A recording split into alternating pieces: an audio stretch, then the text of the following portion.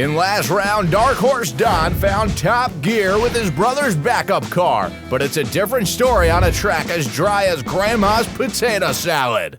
You are watching the RRLRC Car Backyard Racing League. Welcome to the program, everybody, for two-wheel drive mod short course backyard racing from Cedar Grove, New Jersey. We'll be joined by pro racer Brenden Edwards momentarily, but first, here's a look at Tiki Run a month before race day. Severe overgrowth. I was there prepared, as well as my late dog Dexter, the only one to really show up at the track. No racers help. I destroyed this praying mantis' ecosystem with my trusty weed whacker. And look at this, folks. We made it to race day just in time, albeit it's the driest summer since 1966, nearly 6 inches below the average rainfall in northern New Jersey. Well, we keep racing, and Don Greenwood Jr. continues to impress. The Mod Live Media starting grid has him in TQ position. Our track marshal, Nick Velarde, rocking and rolling as we get going from Tiki Run. Now, I am pleased to be joined by JConcepts INS13 Round 1 13.5 two-wheel drive short course A-main winner, Brenden Edwards. Brenden, thank you very much for joining the call today. Thank you so much. No, I appreciate it a ton and really stoked to be here. We do apologize for Brendan's audio. I know it does sound like he's talking through a toaster. Today's aerial coverage is brought to you by 3D RC Racing, your RC car parts reimagined. And look at this, Post goes from 4th to 1st place. He slipped around our race leaders around the front straight. Taking a quick look at his last 3 races here at Tiki Run. All podium finishes. He'll look to continue that trend today. Well, Brenden, you weren't always a sponsored racer winning these A-main national events.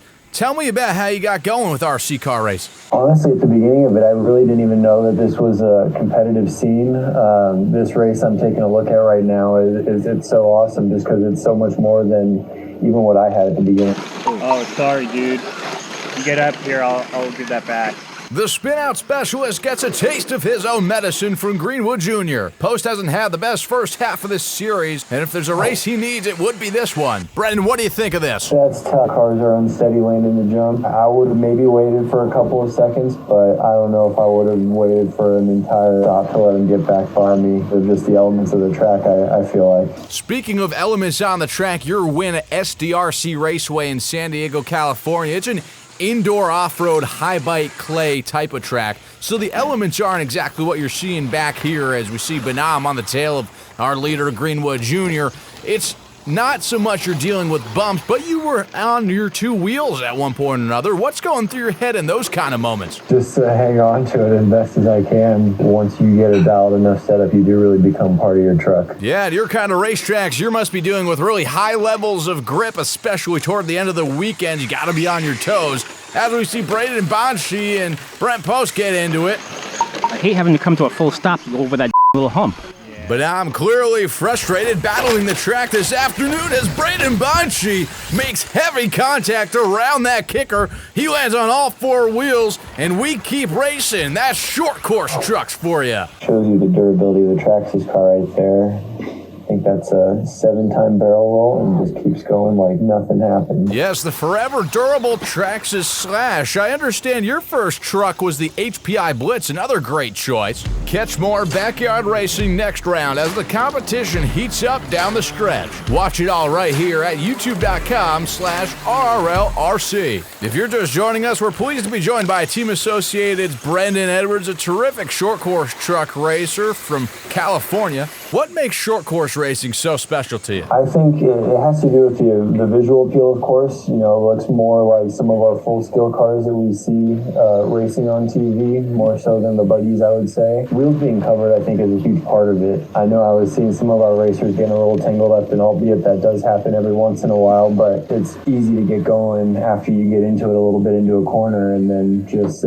sending it in together into the next corner. And I just like being able to trade those places that easily and not getting tangled up and letting 3, 4, and 5 catch up from behind us. Well, Don Greenwood Jr. is stealing the show this afternoon in his SC5M, its first A-main appearance since round 2. If you remember last round, Greenwood Jr. had to borrow his brother's new SC6.2 as a backup car, but that didn't stop him from driving it to victory lane. And Greenwood Jr. nearly had to do that again as his current truck had problems starting up before the main. Brenden, this race is looking a lot like the one you were just in this past weekend, pulling away from the pack, a lot like Greenwood Jr. What kind of advice can you offer our leader? Trying to stay as far away from each of those pipes as possible. You never know when one of those ruts is going to come up and grab a tire, and if I just want to stay as consistent as possible and just try and stay in the middle of that line.